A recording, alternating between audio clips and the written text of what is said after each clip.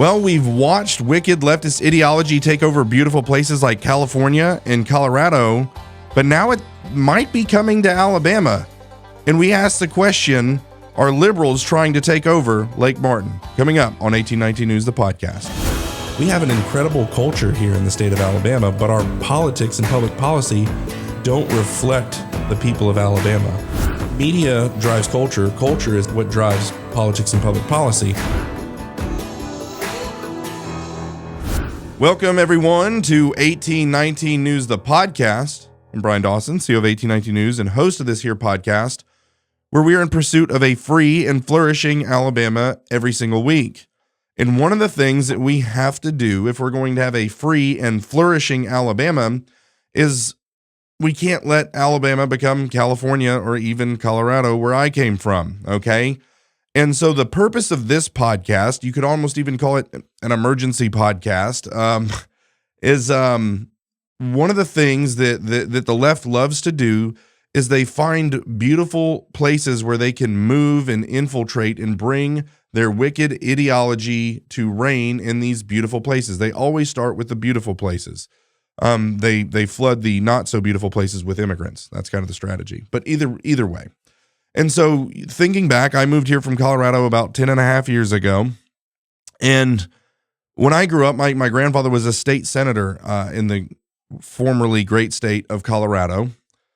He ran for governor. He, when he was running in the 70s and he was in politics, you had, and even for 20 years after that, Colorado was this reliably red state. It was, you have the oil and gas industry there. You have these ministries like Focus on the Family and all these churches and stuff. And these kind of parachurch ministries are, their home is there in Colorado and their retreat centers are in Colorado. Huge churches.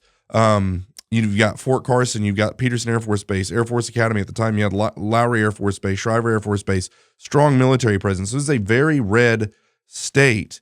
Well, now they have an openly gay governor, a full-blown sodomite governor with a first man. And in this last legislative session, they passed a law that if you send your kid to school or somewhere and that child communicates a desire to transition their gender and you try to intervene as their parent, the child will be taken from you, the surgery will be performed, and you will be punished for trying to stop it. So that doesn't happen by accident. It happens through intentionality, okay? And you will see it's the most beautiful places. When you think about Colorado, you've got Durango, Vail, Aspen, and then, all along the Front Range, all these liberals from California started moving in by the droves, and then really just liberals from all over the place. And then, of course, they legalized recreational marijuana, and all the dregs of society, came and moved there. So then I moved to the Southeast and I start to see it happening in the Southeast. I went up to the mountains of North Carolina, and you look at Asheville, North Carolina, and you're like, oh my gosh, here's this, what I probably at some point in time was a fairly conservative area with these beautiful mountains. And it's just this unbelievably gorgeous, incredible place. And who goes there to desecrate it? But the libs. And that's me putting it nicely. I want to say a word, but this is a family friendly podcast. So we'll just call them the blank libs. And so, they go there, and now in the great town of Asheville, North Carolina, I'm sure they have tranny parades and pride parades with men with buttless chaps in the back of pickup trucks with people playing the drums on his butt cheeks and all that stuff right in front of their children. And so it's my desire to keep that from happening in our beautiful places here in Alabama, okay? And an absolute gem, okay, in the state of Alabama is Lake Martin, and the municipality on Lake Martin is Alexander City, Alex City, as we call it, okay? And I have a friend who has a lake house that was generous enough to let me and my family come over and ride jet skis, and I'm just riding around Lake Martin looking at how beautiful it is. And not too long ago on summer vacation, I was in Utah and Colorado on vacation, and I'm watching these beautiful places that were gobbled up by the wicked ideology of the left. And I'm riding around Lake Martin thinking to myself, yeah, that would be horrible if this beautiful place got gobbled up by the S-libs. That's what I'll call them. And then, as luck would have it, as God's providence, I get a phone call a few days ago from a very good friend of mine, a huge friend of 1819 News, who is a very trusted source Every bit of information this guy has ever given us has been absolute gold. Okay, gold. And he called me and said, "Hey man, you're not going to believe this. I was hearing the story about this election that's heating up. These municipal elections are heating up all over the state. We just did a debate in Orange Beach with Mayor Tony Kinnon and Jeff Boyd. We had 1,000 people in attendance, and people in these cities are starting to wake up to the importance of local elections. The left has obviously been acutely aware of the importance of local elections for a long time, thus them doing what I just described. But now we're starting to see people really waking up to the importance of these municipal elections, and there's an election heating up in Alex City right there in Lake Martin. And again, this is just information that my friend's telling me. I haven't gone and done a big deep dive to confirm all of it. But basically what I'm hearing is that you have a guy who leans a little bit left from his theology in the United Methodist Church. And when the church split in Alex City, he did not go with the Global Methodist, which you would know from 1819 news coverage that those are the conservatives, is the Global Methodist Church. He went with the United Methodist. I've heard, don't know this, can't confirm this, I've heard that he supports ordaining homosexual ministers, things like that. And one of the supporters is Pride PAC that's given him money. Now, I've not looked into Pride PAC. Maybe it's good American pride that this PAC is encouraging. But in my brain, I'm just doing this equation where the guy who supports, allegedly supports ordaining gays to ministry, which is disgusting and vile and wicked, and God hates it. That guy is getting money from the Pride PAC, and I've not done the deep dive. I've not gone full sleuth, but my gut is that maybe that is. And you do look just a little bit into it, and it looks like there's a bunch of trial lawyers that dumped money in the thing. Who knows? I don't know. I don't know. But it was enough to rise this situation to my attention that the current mayor there is a tried and true conservative Christian guy who has a military record and all these other things. And so this is not a Republican Democrat thing. This is not a partisan thing. Municipal elections are not Republican Democrat. I'm coming at this from what's objectively good, true, and beautiful. That's what I've always said. Everything is about objective truth and what is objectively good. And when you start talking about Californianizing my Alabama, you start to really weigh into what's objectively good or not, okay? And it sounds like, I don't know, I'm not alleging anything. It sounds like, and again, the people choose. I'm not endorsing anybody. I'm not telling you to vote for anybody. I'm not telling you not to vote for the other guy. I just wanted to bring this situation to everyone's awareness. Had a friend reach out, and here we are. And so I wanted to bring the current mayor of Alexander City, Woody Baird, on to talk about his story, basically where he grew up, basically the story we always have our guests tell. And I wanted to hear him talk about his time in the military and special forces and his military record. Why on earth would anyone ever want to get into politics? It's always a fun story to hear. Why would you do this to yourself? And then what's been your record in the time that you've spent in this position of elected authority? And so bringing on, can I call you Mayor Woody? You just call me Woody. Woody, there we go. Okay, we're bringing on Woody to hear his story. So, Mayor, thank you so much for taking the time to join us. Thank you, Brian. I appreciate you letting me having me here. Absolutely. So, you are the mayor of Alexander City, have been for 5 years. The things that I've heard, again, is that things have gotten a lot better in the last 5 years from a financial state and all these other things. We're going to dive into that. But first, we do this with all of our guests. I just want to hear your story. Where were you born? Tell me about your parents. Where did you graduate? What did you get into? I'd love to hear war stories and military stories. And so we'll spend some time there and then talk about politics. So go ahead. Well, I'm from Alex City. I've lived in Alex City my whole life. Grew up not really very affluent. We were poor growing up. We were going from paycheck to paycheck. We worked on weekends. My father instilled a pathological work ethic in me and my brother. And we both have done nothing but work our whole life. I mean, that's our life. Yeah. So got out of high school, barely got out of high school, barely passed and got out and graduated. tried to go to the junior college, did very poorly. So my mother, you know how mothers are, they looked at it and said, maybe you're not cut out for college. Maybe you need to pick a trade. So I went to work with a mechanical contractor, worked with him for several years, and built up to, I was a pipe fitter and a welder.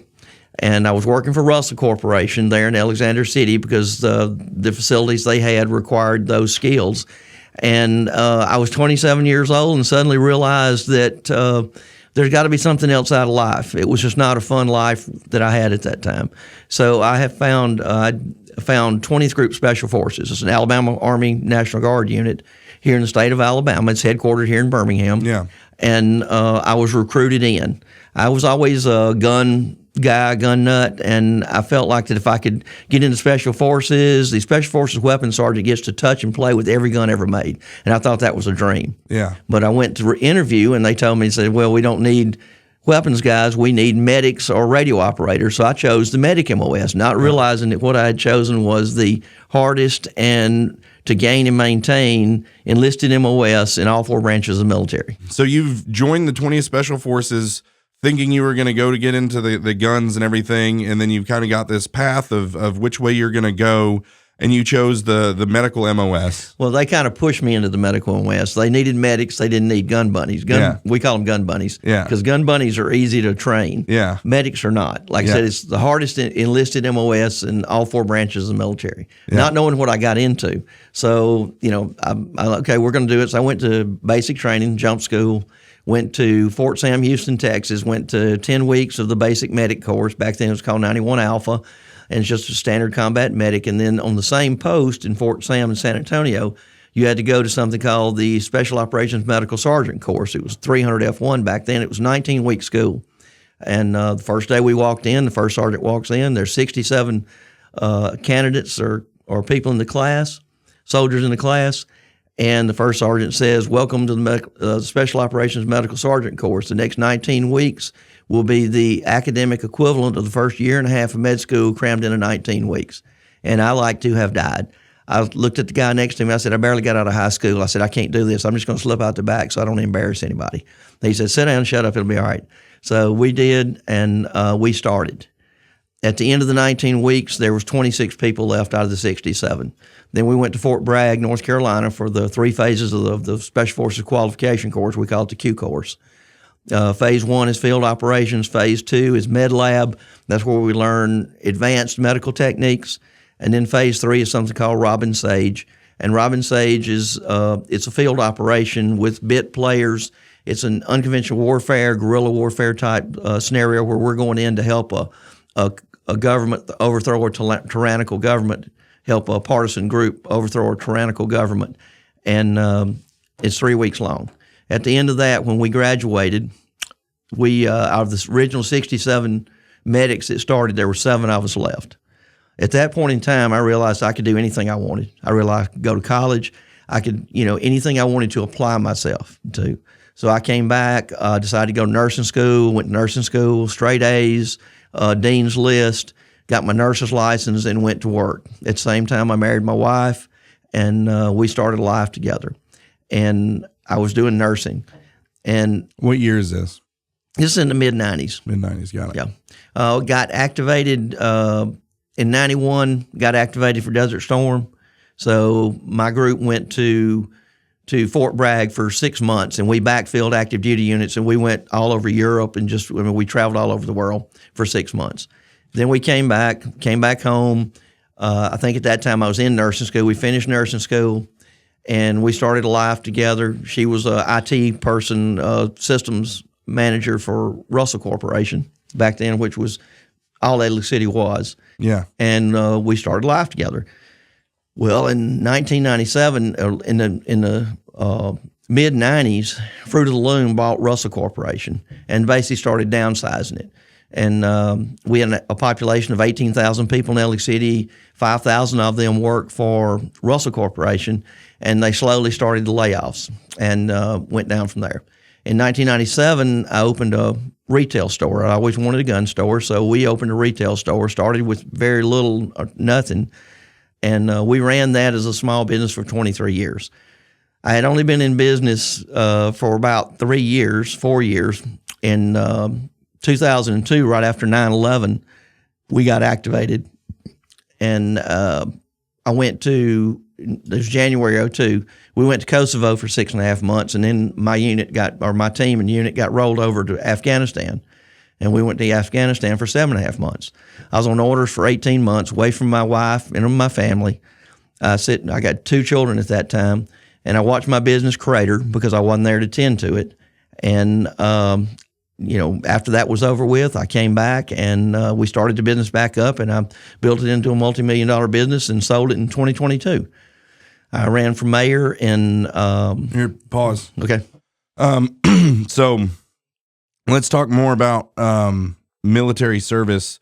So you were in Desert Storm, and then what happened? And were you still in the military in 2003 or 2001 with 9/11 and all that stuff? Yeah, well, actually, 95. I spent 20 years in Special Forces. Okay. And I spent 20 years on teams, which is relatively unheard of because I came straight off the street and went straight to Special Forces. Yeah. That's a unique thing that can happen with the Guard units. Yeah. And you can't do that on active duty.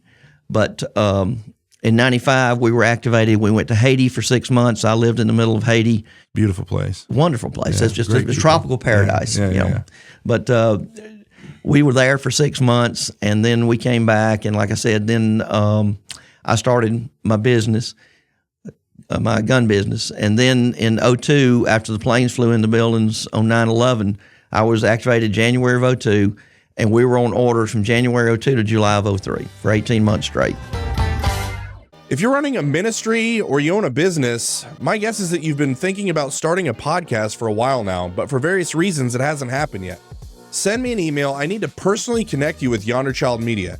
They built this studio in 2 days and tackle all of the production. I just come in, start talking, and leave. It's that easy. They do everything else. Whether you want to record at your business or a home office like they just built for me, you come in, start talking, and Yonder Child will do everything else. Send me an email. That's going to be BRYAN, Bryan.Dawson, DAWSON at 1819news.com, and I'd be happy to personally connect you. And like I said, we went to Kosovo for 6.5 months and rolled over Afghanistan.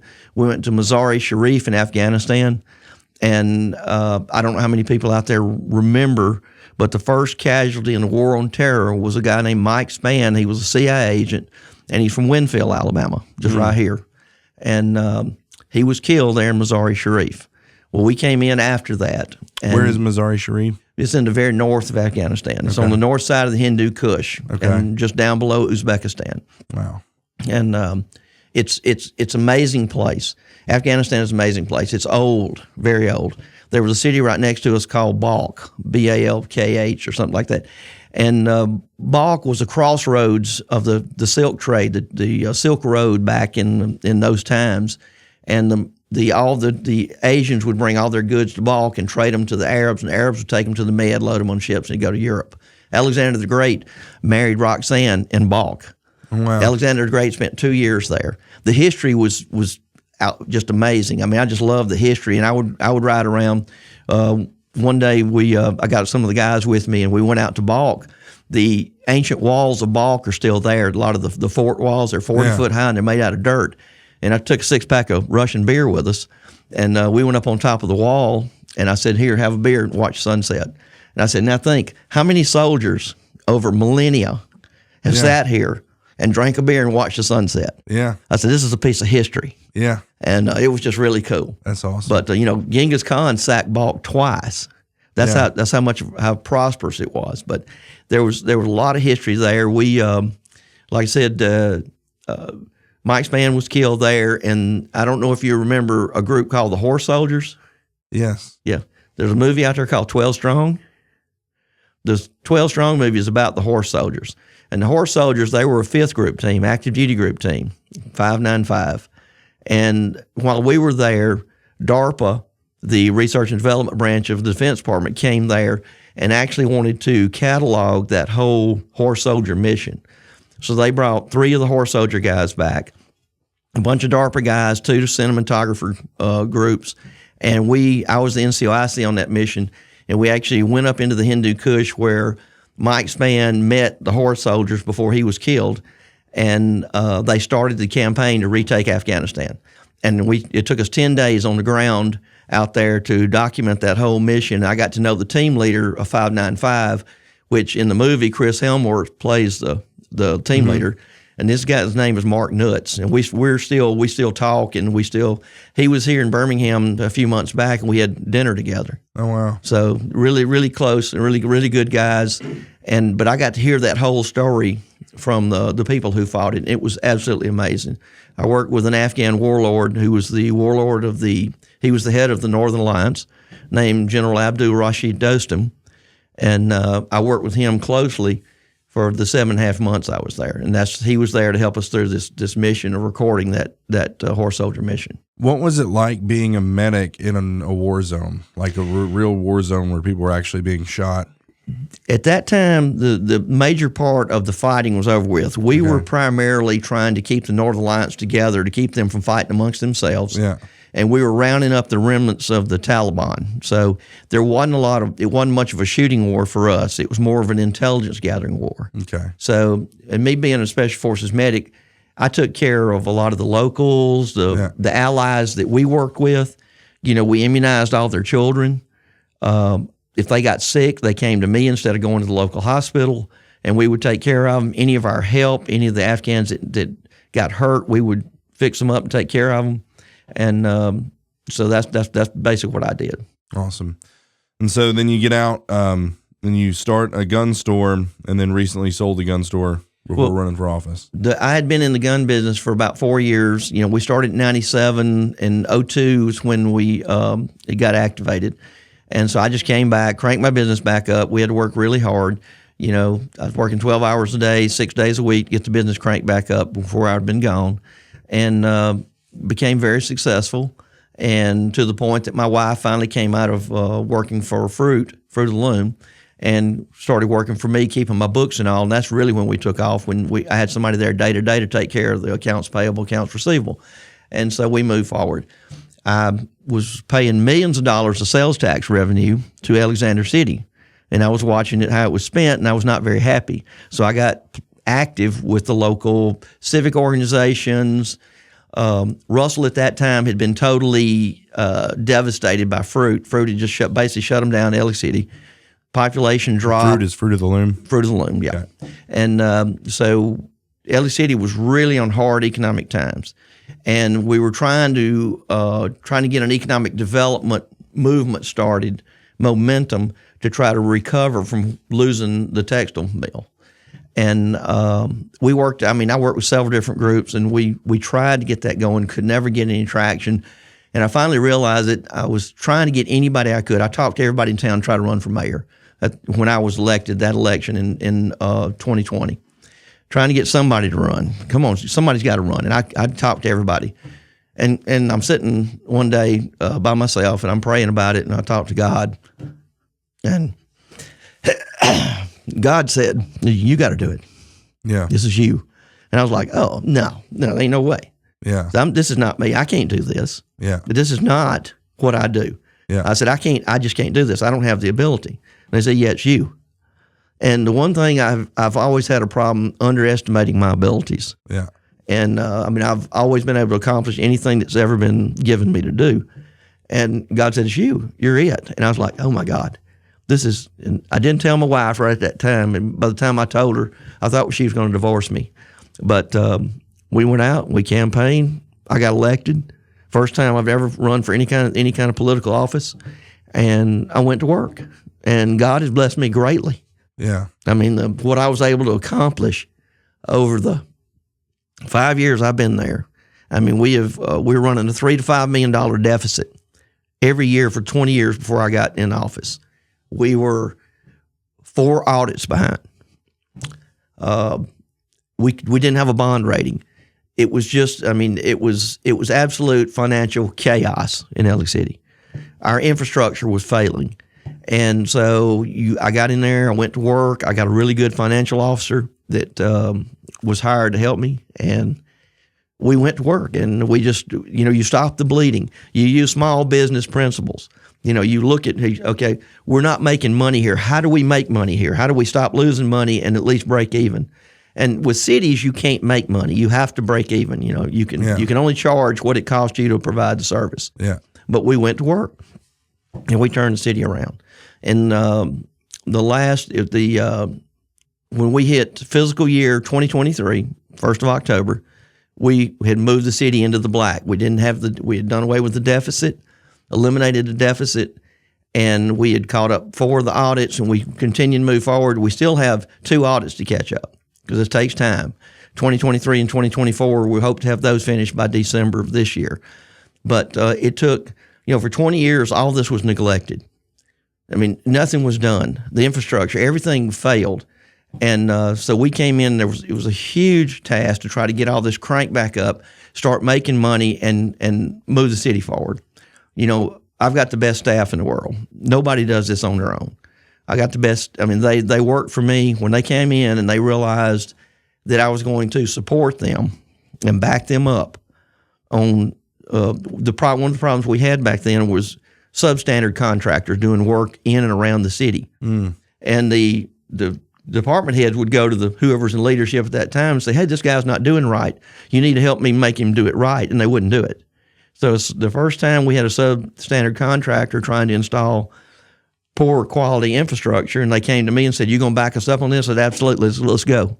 And we put stop work orders on them and make them do it right. And we've leveled the playing field. Everything is equitable for everybody. It's equal across the board for everybody. There are no, we don't show partiality to anybody. Yeah. And that's one of the problems right now with the money that's being put against me as mayor. I mean, so far the amount of money that's been thrown at this campaign for my opponent to help my opponent is huge. And it's because— How much has he raised? He raised $43,000 last time I looked. How much does it usually cost to win that race? About $25,000. So he's looking at double. Yeah, absolutely. And that's from the Pride Pack. That's not some of here nor there. That's not some of the dark money that we don't see. Yeah. Of the hiring of other people to help try to get this done. I mean, it's the rich elitist good old boys trying to take back our city, and the rich elitist good old boys ran out of the city forever. Yeah. I mean, that's just the way it was. If you weren't in the clique, if you didn't know them and you didn't cater to them, you couldn't start a business, you couldn't borrow money, you couldn't do anything. Mm-hmm. So, and what I've done now is level the playing field, and everybody is held to the same standard. That's what we've done for the last 5 years. And it has worked. Alex City has prospered. Developments come in. We're blowing up all over. And I'll make a prediction right now that Alexander City and right there at the head of the lake where we're at is fixing to be the next largest boom you're going to see in the Southeast. Yeah. Yeah. Not just Alabama. No, I see it and sense it, and that's the reason I wanted to kind of bring this to everybody's light. Again, I'd welcome to have your opponent on and talk about his views if he would like to do that. But, it's imperative that these things that we have in the South, that we take care of them, that we protect them, that we don't let them go radically left ideologically, that we don't let them go by the wayside from a fiscal standpoint or a management standpoint. And it sounds like for 20 years that's what was happening until you got in there. And right now, what I'm trying to impress upon in my campaign, I'm running on my record. Yeah. So far, the opposition hasn't been able to point out anything I've done wrong. They haven't been able to point out anything that they can do better, except for speculation. They give you the rainbows and unicorn story about how good it's going to be if they get in there, but they can't give you any specifics or any facts on how to. I've got numbers. I've got anything to back up everything I've done. The only thing that they're trying to do right now is attack my person, my personal life. But one thing that we have so much going on in Alex City right now. My staff is so busy. We have development coming. We talk to developers just about every day, and we have so much coming. And what I'm trying to impress upon the population is I need 4 more years. Continuity. We haven't had the same 2 mayors in a row, follow on terms for probably for 15 or 20 years. We need that.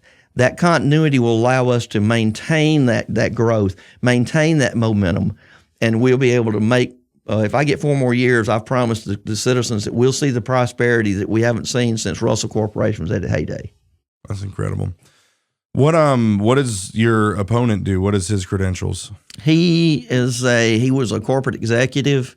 He went to Auburn, physical education major, taught school for a couple of years, got hired on Goodyear, said for 30 years, retired from Goodyear, I guess, and somewhere along there became a preacher, part-time preacher.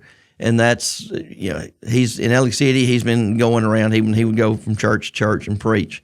And he's got a great come on. He's got that smooth line. Yeah. He can talk the talk. Yeah. And I don't know. For me, the life of me, I don't understand why he decided to run for mayor, because he's only been to 3 council meetings in the last 5 years, and that's the last 3 or 4 that we've had. Yeah, not as a councilman or anything, just as a citizen. He's just a citizen. And we established in the last 2 years, we worked on a 10-year comprehensive plan and a 5-year strategic plan. He never had any input in any of those. Never had any input.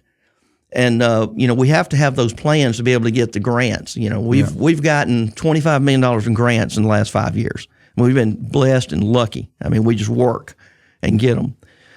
The only board that I know he served on was the Economic Development Authority, Lake Martin Economic Development Authority. A private citizen thought he was going to be this, because of his corporate experience, thought he was going to be this driving force, and paid the $5,000 to get him on this board. He didn't pay it. And he came in and they gave him a task. Said, here, we want you to establish a 5-year strategic plan for the Economic Development Authority. So we came into a quarterly board meeting, and he puts on a PowerPoint presentation, 1.5 hour PowerPoint presentation. We call that death by PowerPoint. Yeah. And so we were sitting there for 1.5 hours, and he gives us this briefing on this obsolete 70s era corporate cyclic theory, and then we left that meeting and we never saw him again. Yeah. It was never put in. It was never enacted. That plan was never enacted, and nothing ever happened. Yeah. And then he didn't re-up on the board. So, There you go. Yep. Okay. Well, I think you basically covered all the questions I had. I enjoyed hearing your stories about your time in the service and special forces. I think that's incredible. You're being a business owner, successful business owner, and I love what you said about you're paying millions of dollars into the tax base only to watch the tax dollars basically get pissed away, and then this is what motivated you to run for office. Absolutely. As you saw it. So I think that's really cool, and then your record. So thank you for taking the time to come over here and jump on the podcast. Really appreciate it. The next time you're at Lake Martin, round me up, and if you want to hear some really cool war stories, we'll have a cold beverage and we'll talk about that. We'll have them. Is there anything else you want to say before we go, or? No, I just appreciate you having me on. Yeah. And would like to let the citizens of Alex City know that wanted to see this. Yeah. The election's August 26th. I need every vote that we can get. We got to stamp out this evil. We can't let the rich elitist good old boys take back over. Put me back in office, and I'll put Alex City back to that level of prosperity we haven't seen since the heyday of Russell Corporation. Awesome. Woody Baird, thank you so much for your time. Thank you. All right, guys, wrapping it up. And again, just kind of contextualizing why I'm doing this. I think this is, these municipal elections are heating up. It's a crazy time right now, seeing it all over the state. But I do think it's imperative that we learn about who's running our cities, who are the city councilmen, who are the mayors, all of these different things, and making sure that the beautiful things that we have in our state don't get taken over like we've seen all over the country by people with a radical left ideology. I don't know. We'll see. And if you're in Alex City, I would ask those questions. Ask Mayor Woody. You can ask the other gentleman and come to your own conclusions. But wanted to, like I said, got a call from a friend that said, hey, got a bad situation here. This could go south. And again, this is a guy who's given me really, really good leads and information. It's always been good as gold. We'll be looking into it more as well. But ultimately it's up to you guys in Alex City to decide. And I think it's good for every other listener and reader that we have that's going to watch this that's not in Alex City, just to understand and see, one, the importance of your city, who's your mayor, who's your city council, who are your county commissioners, that you become familiar with that, and also be on the absolute lookout for Soros type people coming in, taking over your city, and those things. We always need to be vigilant of that. And so Thought we would use this time as a warning to remember that, that how they've been able to accomplish what they have is that strategy. Maybe that's not what's going on here. Kind of smells like it to me, so wanted to bring it to you. Until next time, put your trust in God and keep your powder dry.